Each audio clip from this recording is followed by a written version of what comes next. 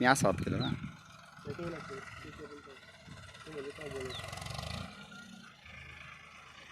आपल्या शेतामध्ये सध्या मक्का आपण पेरली, ती मक्या ठिकाणी या ठिकाणी तुम्ही डायरेक्ट ट्रॅक्टरच्या पेरणी यंत्राने या ठिकाणी सोयाबीन पेरणं चालली. नेमकं याच्या मागचं नेमका उद्देश काय? हे पीक का मोडून राहिले तुम्ही? हे उन्ही लागून जे आहे ना, मक्का सगळी खराब झाली म्हणून डबल आता पेरणी सुरुवात केली.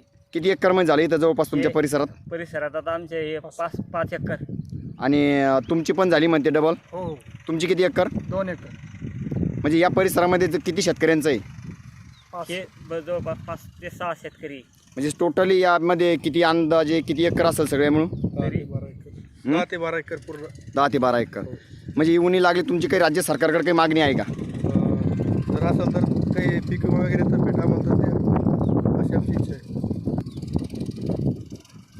सरकारकडे आमची एवढीच मागणी आहे की याच्यासाठी काही आम्हाला आर्थिक मदत भेटली तर बरं होईल. आपण या ठिकाणी पळसखेचक्का तालुका सिंदखेडा जिल्हा बुलढाणा या परिसरामध्ये शेतकऱ्याच्या बांधावर आहे.